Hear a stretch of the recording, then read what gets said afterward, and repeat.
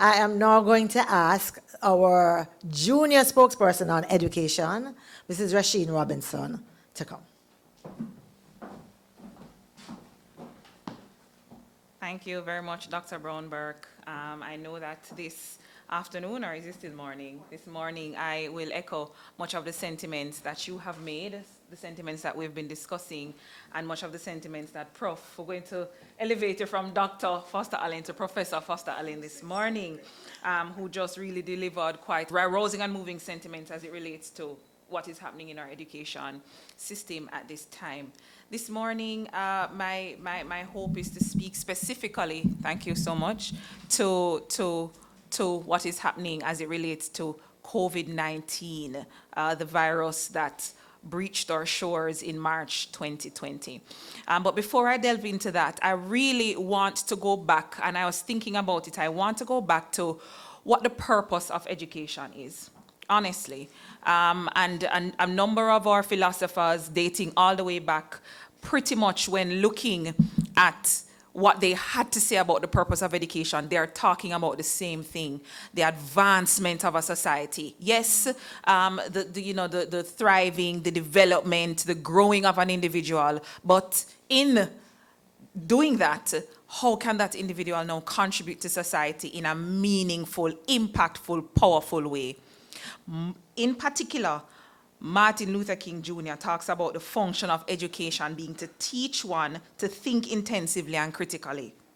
Education which stops then with efficiency may prove the greatest menace to society. And why have I gone back there? Why have I gone and asked us to look at the purpose and the function of education? Because I feel very obviously that the government of Jamaica and the ministry has clearly strayed from thinking about what the role of education is supposed to be in the advancement of our society. Because at this point, there has been a departure from that. Too many meetings, too many discussions, too many, looking at proposals, nothing being done, no action taking place as it relates to the return of our students to the classroom so that our society doesn't become one filled with persons who are a menace basically to society. We want to avoid that in any way that we can. So what have we seen so far? We have seen the closure of schools since March 2020. So we're coming up on a 2-year mark of schools being closed. What have we seen? Hundreds of students, perhaps thousands actually, of students who have not had access to ongoing formal education, kind of left up to the wiles of our society, right? What else have we seen? We have seen the lack of robust data driving whatever decisions have been made by our government. We have also seen a very laissez-faire approach to a situation that is urgent at this point in time. So right now, there are a list of things that the opposition is proposing as it relates to action, as it relates to solving the problem of the COVID-19 pandemic and the disruption in our education system.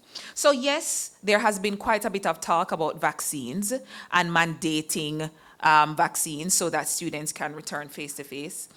The Prime Minister has been quoted a few days ago as saying that it is the only solution to getting students back into the classroom.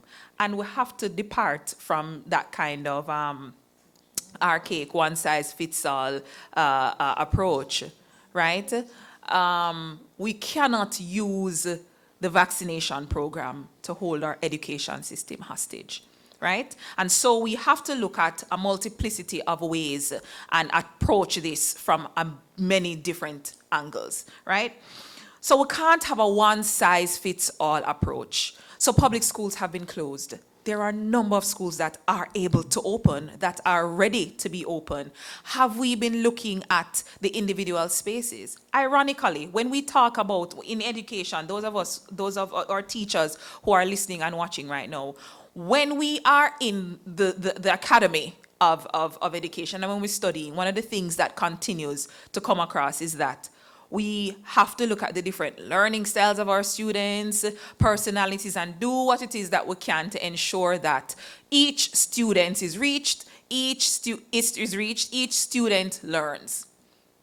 Even inside the classroom, there can be a one-size-fits-all approach. So why is it that our government is taking this blanketed approach to the addressing of the COVID-19 pandemic and its disruption in our education system? What about some of the schools in our rural areas that are able to meet based on the size of the classes, the size of the classrooms, the intimacy of the walking distance, or some of the schools are able to meet.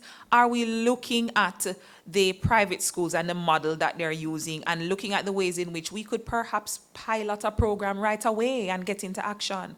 Very recently, I think days ago, there was information coming out about a subcommittee meeting to discuss a proposal for the reopening of schools. It is October. We are nearing the 2-year mark. At this point, we are not supposed to be calling for a plan to be in place, right? UNICEF has been calling for the government to put in place something to reopen, for schools to be reopened. And I feel like at this point, there needs to be a drastic movement beyond the discussions, the cabinet meetings, and the subcommittee discourse, right?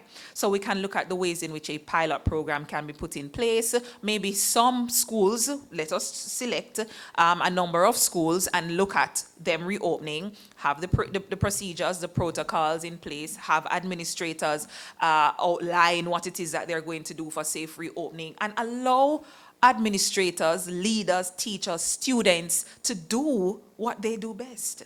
Yeah, we don't have to micromanage them in that way. Allow administrators to lead their schools. Allow students to learn. Allow students to teach us. If I am to echo the sentiments of Chris Endim, he wrote the book Ratchetdemic, which is a book that discusses the reimagining of student success. There has to be a revolutionary approach to our education sector at this point in time. Is the transportation sector being engaged? How are students going to be transported safely to school if it is that we're going to be using a pilot program at first, or we're not hearing anything at all? What kind of plans, what decisive action is happening? We're not hearing anything that is clear, that is solid, that is robust, that is taking us in the direction of having schools safely reopen. So we're calling for the government. We have to have a radical approach to our education system at this time. It is very slow moving right now. There is a lack of clarity in terms of the direction that we're going into, our curriculum. What does our curriculum look like at this point in time, and what are the changes that we're going to have to make just based on what has happened across these 2 years? So, as I said, there's a long list of ideas and proposals, solutions that the Education Task Force team has in place. Right now, we're calling for the government to have more decisive action, not a one-size-fits-all approach. Look at pilot programs in terms of returning and start those programs now. Let us hear whether we are engaging our transportation sector to play a very important role in the reopening of the education sector, as well as our finance and health and wellness ministry. And what are the revolutionary approaches to curriculum, to educational leadership, teaching? What are some of those things? I'm not sure what is happening, what is coming out of some of these meetings. If we go back to even summer, there was a summer program of sorts that was rolled out, and days before the beginning of this program, teachers were being made aware that this program was going to be in place. That kind of disrespect, scant regard for the teachers in our system, right? And have not been paid, months later have not been paid. That cannot be the continued approach that kind of lack of urgency, lack of regard, that cannot be the approach to what is happening with our education system at this point in time. So we will continue, I think, to have discussions on our side and continue to call for much more, action, sound decisions coming out of the government of the country. Thank you.